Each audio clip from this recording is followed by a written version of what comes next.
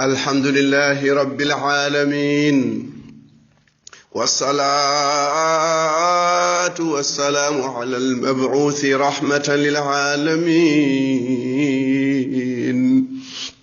نبينا وحبيبنا محمد وعلى آله وصحبه ومن تبعهم بإحسان إلى يوم التناد بندرا بجلب تدبي مجب يدبي المصطفى صلى الله عليه وسلم نانا بندم كده ده عند المصطفى سو جنتاما مين صلى الله عليه وسلم poddo yidede poddo rewede poddo doftede nyande yumma dogata nyande baba dogata nyande yimbe fo dogata nyande annabaabe gorfo horam kanko wiyete teftefaneda o wiye teftefaneda nyaago dokkeda la ilaha illa allah muhammadur rasulullah o wi allah ya rabbi e allah lenyolam ya rabbi ummati ya rabbi san allah jabanimo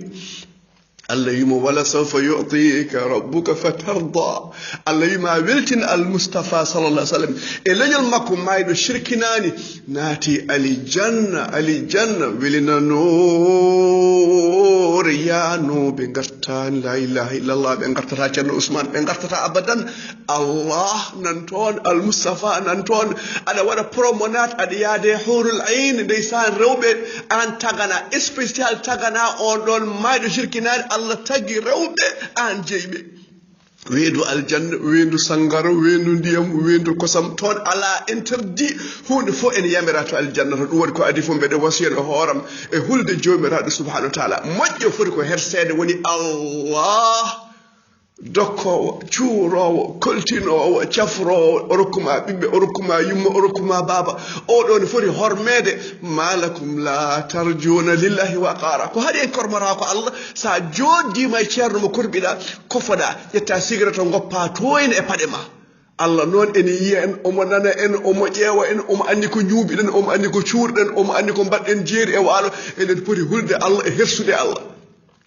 Allah non jidane hay goto bandirabe julbe qul huwallahu ahad Allahu samad lam yalid wa lam yulad wa lam yakul lahu kufuwan ahad Allah jibinaka Allah ñawetake o namdorake o siftintake o ɗanorako la ta'khudhu sinatu wala nawm o do ne foti hulede won mede wasiyade horam e hulde jomiraɗo subhanahu wa ta'ala nam Allah jidane hay goto dum wadi gido ma mo jidda o al mustafa sallallahu alaihi wasallam inna allaha wa malaikatahu yusalluna ala nabi ya أيها الذين آمنوا صلوا عليه وسلموا تسليما نعم بندم يا اللهم صل على محمد وعلى آل محمد كما صليت على إبراهيم وعلى آل إبراهيم إنك حميد مجيد اللهم بارك على محمد وعلى آل محمد كما باركت على إبراهيم وعلى آل إبراهيم إنك حميد مجيد الله منتما الله جولي ما لا بسبب عن جد المصطفى وي صلى الله عليه وسلم ليسان جدومون المصطفى صلى الله عليه وسلم ونودي غورغول مكو صفيه ويا صفيه يا صفيه يم ولا غورغول المصطفى صلى الله عليه وسلم على كون جوغدي مامي كوي ليغون هورما لا اله الا الله محمد رسول الله ونودي فاطمه بنت جدادو ويا فاطمه بنت محمد نياغو مي جودم مي ركما على كون جوغني مامي لا اله الا الله محمد رسول الله سو صفيه جوغناغا سو فاطمه جوغناغا مينا مانون غاري ليغودن بدن اخلاص حديث مو كالمو صحيح الجامع تونغود مكو 7982 بندرابه سهيلابه اينا مي جيراني koy qisso siddiq gonden deysan abi bakr siddiq worbe fo kanko buri ciagal annabaabe mi yejjirani kono non won darsu spécial jidmi wadde bandirabe sehilal einam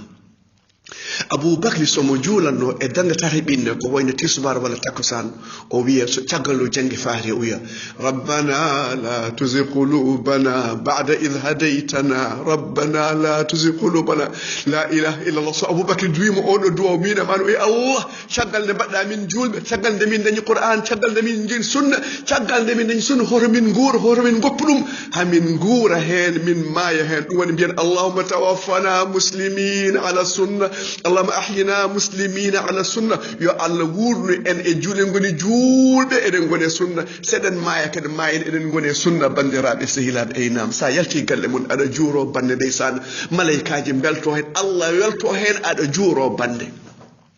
ha tente bande mo sellani onon jalta galle ma aɗa juuro ɗum an kay koli aljanna gonɗa ha kora aljanna tan e firwiji mum e ndiyam mum e jubri mum tan ha kora sa juurima bande mo sellani hadis mo kalma rawahu muslim numéro hadis o ko 2568 bandiraɓe seeɗa ujunaji ɗiɗi e temedde joyyi e capanɗe jeegoɓe jeere la ilaha illallah saɗa juuro mo sellani noon sa yettimo ɗon hoto juur jooɗo seeɗa tan duwonɗamo bandiraɓe sehilaɓe kora galle mon hoto wonɗan haala wiya kaari kay sellano ko gonduɗa ko ɗum o wondino après ila muuri ala muuri haaltake ɗon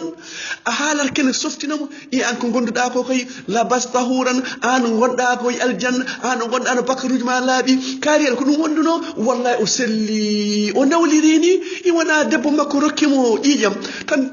o selli tan o nawlir ƴewtan ko waɗi ko o jamfi debbo makko waɗi goto sawudnajo ko omo sohluno ren omo sohluno booƴe bandiraɓe sehilaɓe kan han ɓe jaljalɓe kakaɓe o rokka booƴe ndeysan taw tampi o selli tan o nawlira joom soɗum wi ko addu rewujam addu ɓoojam astahfirullah o wi omo heɓta rewuji makko saabu gorko o nawliri yala mbarana saabi Allah wonno sa juurima ñawɗo hoto joɗɗon ko juuri kalnamo kene weltinamo ndeysan giɗoma almoustapha sallah sallam Anas wi so juurinoma ñawɗo ceerno Ousmane holko almoustapha so salmini ñawɗo ko wiyata bandiraɓe sehilaɓe keɗeɗe hadis o omo himmi no fewi adhibil bas رب الناس أشفي أنت الشافي لا شافي إلا أنت أشفي شفاء لا يغادر سقما رواه أحمد وجناجي 13859 أذهب البأس رب الناس أشفي أنت الشافي لا شافي إلا أنت أشفي شفاء لا يغادر سقما 13859 أمنت أحمد أمنت نساء أم سلي بندرابي سيلام أمنت نيوض مجور دانون يو جول دونو واي نلا صلى الله عليه وسلم جول أدا داري سوا نجول أدا جوئي سوا نجول دا بانج بندرابي سيلام أينا نجول أوبراكي أون غفور نجول أو ما يسورنا أو ما يكفرت أم واي جول دي بندرابي سيلام دبغور عربي سعوديت أو ماي o waɗa ko wayno hay leksi ni matla ene fawa hen matla ene fawa ore o fawa e dow ore ɓandu ndu ronkudeje matla o ɓandu ndu duwa dow yana e jamdi yalte matla he wala hawla wala quwata illa billah oto on e doga o way kon dogata e kaaƴine o dogata tullide bandiraɓe sehilaɓe haɓe jettiɗo ɓe ubbatomo ɗo ɓe joƴƴinimo sara gaska ko Abbas Battayi Allah yarham ene tawa oɗo qissa kanko janti ɗum ɓe cuuti debbo o ɓe mbi eɓe mbaɗamo e gaska ɓe ronki suddamo ɓe cikki wonɗo loggi ɓe mbaddi hen haɓe tampi o nodduma ceerno goto mbimi ceerno minen nde emin gonde alhaali bonɗo oy ko woni oy min donki nanude debbo e gaska mum wi ɗum mi Allah ɗum simore kono jangi e Qur'an oy gonmi e jangude mbeɗe janga hamin cuurimo min jimne gaska ka o ɓocciri o fukke leydi o fooɗa o fukke e nder gaska wala hawla wala quwata illa billah ɓi debbo wi ceerno mbeɗa yiiɗi yeeso ndenam o yeeso yummade ɗo waɗa kasanke fof mbeɗa yiiɗi yeeso makko tan ɓe uddita kasango o yi yeeso yummakko tan o wulli wullago yimɓe fof nani bandiraɓe sehilaɓe caggal ɗum o dogi kanko ɓiɗɗo ɗo kanko ɓi debbo o dogi la ilaha illallah ha juuti ndeysan o fotte ceerno o ceerno aɗa heɓtini kam wimo ala oyi a siftat debbo mo ubbunɗen o ɓiyum dogi oyi eyi oyi ko min wonno ɓiɗɗo oyi ko mbiɗa ko oyi qissa yumma oyi ceerno nde uddirmi yeeso nenam jimine ɓawli kurum nenam ko boɗejo wonno oyi ceerno nenam juulatano wala hawla wala quwata illa billah caggal ɗum o tuubi ndeysano o dotti kafdura makko o dotti wutta makko o waɗi waare makko o tuubani Allah bandiraɓe sehilaɓe yo Allah hokku en tuubde hademen mayde bandiraɓe sehilaɓe enam sa tawi mayɗo hanke ñaafoɗon sa tawi ñawɗo ene tampi endu wiidemo wi la ilaha illallah jangtunomo ayi wimo baba wi subhanallah walhamdulillah illallah wala ilaha illallah wallahu akbar hoɗo waɗi ko ñamata o waɗi holko o maayi alhaali mum on maayɗo ni wiya la ilaha illallah naati alijanna bandiraɓe sehilaɓe ngol ɗo konngol yo Allah hokki en yibde hen haade men maayde ene maayɗum seɗen maaya bandiraɓe sehilaɓe mbiya baba wi subhanallah walhamdulillah wala ilaha illallah allahu akbar so maayɗo maayi guila ndeysan kagga ndeway fittandu la ilaha illallah gattira guila ɗe mbiyen inna lillahi wa inna ilayhi raji'un bandiraɓe sehilaɓe aynam inna lillahi wa inna ilayhi raji'un kono noon so eɗen mbawi wayde aɗa waya mayɗo ma kono noon hoto wi galle boni maaro natti dilwin natti suppu kañi natti gertoɗen gasi ala hoto wi noon malaikaji mbiya amin galle wasa wala hawla wala quwwata illa billah enam caggal ɗum mayɗo yimɓe moƴƴuɓe tedduɓe hoolaɓe ndeysan ɓe lora mayɗo ma bandiraɓe sehilam an waw ɗum ma séri ma ñes mo neveu janggo woni gueɗe jinnaɗo ma maya awa lodde ɗum awa duwana ɗum gila aɗa famli oɗon jangguide ɓiɓɓe frère Jacques dormez-vous somo waɗa dormir o watta dormir il aura des cauchemars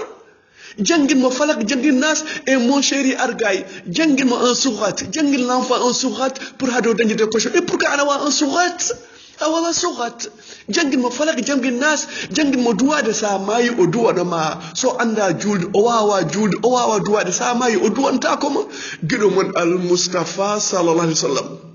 o wi on ɗon loɗɗo mayɗo o suuri mayɗo hayso yiyam ko suuko moƴƴani ko yoɗani o suuɗi ɗum Allah yaafoma bakkatuji bonɗi ɗi 50 bakkar mawɗo ko wayno riba ko wayno fijirde ko wayno ñoore ko wayno sendude yimɓe Allah yaafomo 50 bakkar bandiraɓe sehilaɓe on gasɗo gaska bandum bandiraɓe sehilaɓe haw jollimo hen ndesan way ko honnimo e oɗo galle walla aɗa luwani neɗɗo galle tan ha dargue daro rawahu Tabarani Albani wi ene selli bandiraɓe sehilaɓe la ilaha illallah muhammadou rasulullah mbiɗen riwa e goɗɗo on ɗon loɗɗo mayɗo bandiraɓe sehilaɓe o suuri mayɗo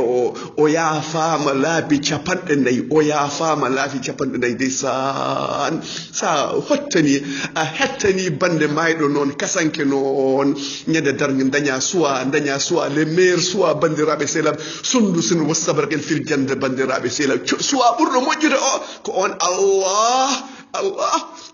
hettantuma ndeysan so Allah hettanima a malama so Allah yaafimama a malama so Allah suurima a malama Ibnu Abbas ko ɓi bamum al Mustafa sallallahu alaihi wa sallam o wi nelaɗo sallallahu sallam wi yimɓe 40 worɓe 40 soɓe juuli mayɗo taw ɓeɗon ɓe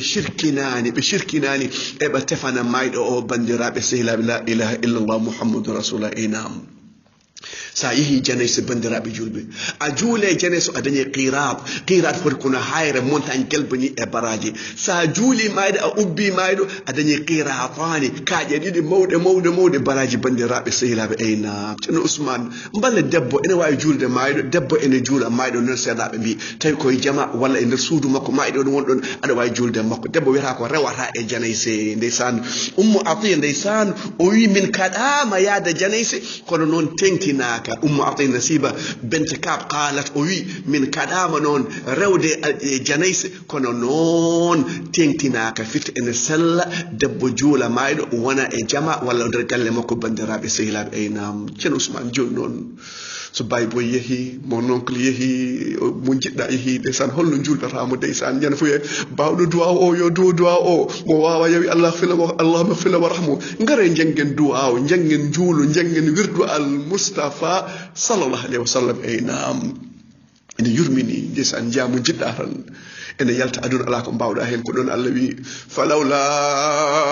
idha balagatil hulqum wa antum hina idhin tanzurun wa nahnu aqrabu ilayhi minkum walakin la tubsirun falawla in kuntum ghayra madinin tarji'unaha in kuntum sadiqin fa amma in kana min al-muqarrabin farawhu wa rihanun wa jannatu na'im wa amma in كان من أصحاب اليمين يا الله ولي أصحاب اليمين فسلام لك من أصحاب اليمين وأما إن كان من المكذبين الضالين فنزل من حميم وتصلية جحيم إن هذا له حق اليقين فسبح باسم ربك العظيم تو أون المجنون ديسان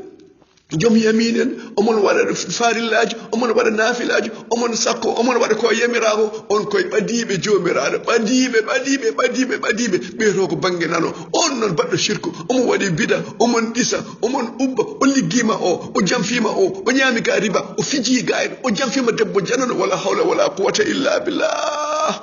o fayto jeygol to iblis en jippototo wala hawla wala quwata illa billah eynam ceerno ousmane holno mayɗo juldete la ilaha illallah abou hurayrata radiallahu anhu o wi nela sallam juule najashi ko lamɗo Éthiopie wonno o mayi nelaɗo juule makko o habbiri ko laabi nayyi habbirago aduna ngo nelaɗo suuti juuɗe mum ha wala noppi o habbiri ko kabbirali keddiɗi ɗi nelaɗo suutade juuɗe mum bandiraɓe sehilaɓe eynam nelaɗo suuti juuɗe mum o habbiri caggal ɗum o fawi ñaamo makko e nano makko rawahu tarmidi ibnu abbas ndeysan juuli mayɗo o jangi faati o fof hen simore ha yimɓe nani rawahu tabarani o nelaɗo so habbirino ndeysan suuta juuɗe mum kono wattata gongol la ilaha akhrajahu tabarani aynam o janga faatiya ibnu abbas juuli mayɗo o jangi faatiya o fawi hen simore ha yimɓe nani o wi ɗum ɗo jinmi wiide ko sunna nelaɗo rawahu lboukhari bandiraɓe sehilaɓe aynam gaɗen jamtinan al moustapha sallallahu alayhi wa sallam eynam caggal ɗum sa habbiri a jangi fatiha pawa hen salatul ibrahim mbiya allahumma salli ala muhammad wa ala ali muhammad kama sallaita ala ibrahim wa ala ali ibrahim innaka hamidum majid allahumma barik ala muhammad wa ala ali muhammad kama barakta ala ibrahim wa ala ali ibrahim innaka hamidum majid ɗum ɗo ko habbirango ɗiɗi taɗaɓirango habbirango tataɓir duwanɗa mayɗo o nela sallah sallam ndeysan o duwanima mayɗo o wi allahumma ighfir li hayyina wa mayyitina وشاهدنا وغائبنا وصغيرنا وكبيرنا وذكرنا وأنثانا اللهم من أحييته منا فأحيي على الإسلام ومن توفيته منا فتوفه على الإيمان اللهم لا تحرمنا أجره ولا تضلنا بعده رواه ابن ماجه والبيهقي لا إله إلا عن أبي هريرة حديث سلي بندرابي سيلا بنيسان تقول وسلمنا لا إله إلا الله لا بديد نيامو إنانو نو سلمي نفت بندرابي سيلا injuluni ko non sahaba bi ibnu mas'ud non wi rawahul bayhaqi ndeysan caggal ɗum debbo ndeysan o waɗa ko wiye hidat ko o hesno lebbi nayi e balɗe sappo daganaki neɗɗo hesnade ko ɓuri balɗe tati taw wona joom galle mum wasiya noon ndeysan so neɗɗo mayde ari yo wasiya ko selli won dewo Allah duuɓi 60 haade makko mayde o wasiyo o tooña o haɗa oɗo ɓiɗɗo o rokka o gayna on dono wasiyantake na dono wasiyantake rokkata kañum hunde spécial bandiraɓe sehilaɓe allahumma tawaffana muslimin wa ahyina muslimin غير خزايا ولا مفتونين اللهم اختم بالباقيات الصالحات أعمالنا اللهم اختم بالباقيات الصالحات أعمالنا اللهم اختم بالباقيات الصالحات أعمالنا وصلى الله على نبينا محمد وعلى آله وصحبه وسلم والحمد لله رب العالمين.